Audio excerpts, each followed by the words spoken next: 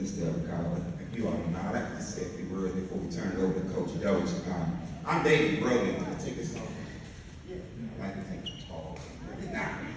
Anyway, I'm David Grogan. I happen to be the team captain of that 1988 football team. So I'm also here on behalf of our national president, Darren Swain, who could not be here because he had a homegoing ceremony.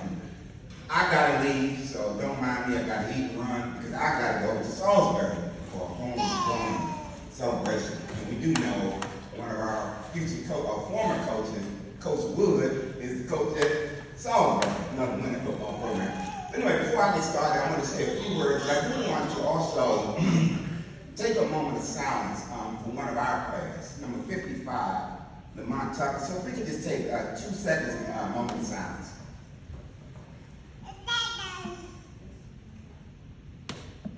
Thank you all. Lamont was one of our linebackers. Transitioned early, prematurely transitioned like so many people. And that's why these occasions, because this is so important. We've got to start telling our stories. We've got to stop taking these times for granted. We got to tell our stories. And those of you all who follow me, you all know I take pictures, I take videos, I do everything because I believe in telling the story. We've got to tell our stories. So first of all, I want to thank you, Ricardo. Annette Wedderburn, you've already thanked Annette Wedderburn. People don't realize the National Alumni Association and all the chapters, the machine behind that for many years is Annette Wedderburn. And we see all these pretty flyers.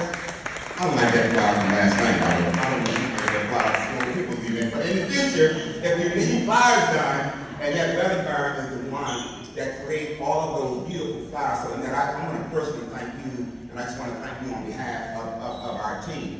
Now, Coach Dolch, I asked Coach Dolch something last night that many of you all probably have not even thought about. I asked him, Coach, who was the person that made the choice, the bold leader that made the choice to select a white coach at an HBCU? Because no one had asked that question, I don't think. And what Coach Dolch told me last night was, we didn't have an AD back then. We didn't have an AD that was assistant athletic director. But it was Dr. Lyons. Dr. James Lyons made that bold decision to hire a white coach at HBCU. I think that is commendable, and I think that's something else that needs to go down in the record books, and people need to know that. Because what folks don't understand, to be effective leaders like Coach Dolch, and many of you all who follow me on social media know, I have said publicly several times that Coach Dolch is the Coach Prime of his time. So people don't realize that. But it takes to be an effective leader, it takes boldness. It takes courage.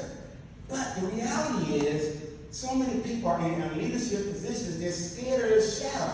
So there's so much not to say on that, but I do want to say this for those of you all, because I know that we're probably broadcasting all over the world at Bowie State, but I do want to say this about sports and about football, and to single moms, that Coach Dolch will tell you, and most men will tell you, single moms, boys aren't that difficult. They really aren't.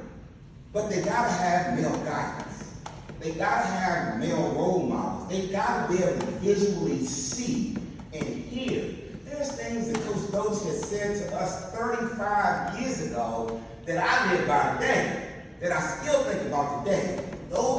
The difference between winners and losers are those that are doing the right things when no one else is looking. And those are the kind of things that when a coach says that to you, you'll never forget. When I get up in the morning, I've been trained ever since I was 13 years old. And people will say, well, man, you just got good genetics. No, I don't. I get up in the morning, it's 5 in the morning, when everybody else is asleep, and I'm training. And so it's those things that makes the world of difference. So for single moms, just something to think about. With boys have to be able to feel like they can take care of themselves.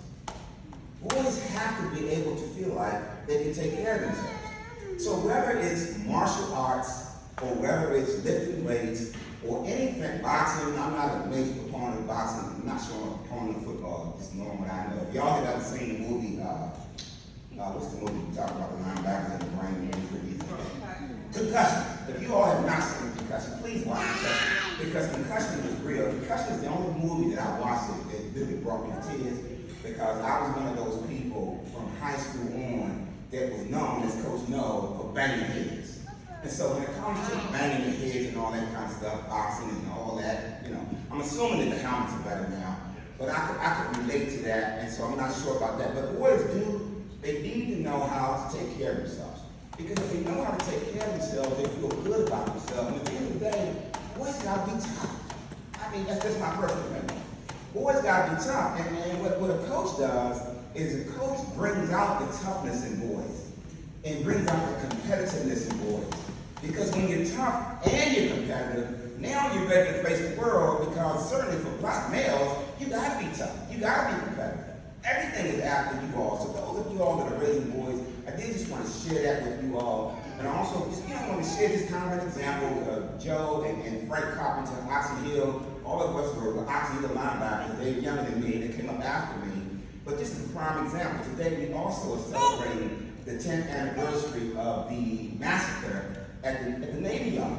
Yeah, we're celebrating that also. But the person, Frank, Joe, Dr. Green, I don't want to call you Joe, so I love that. Dr. Green, very clear, Dr. Green. But what y'all don't know is that one of the first responders is an Oxon Hill alumni.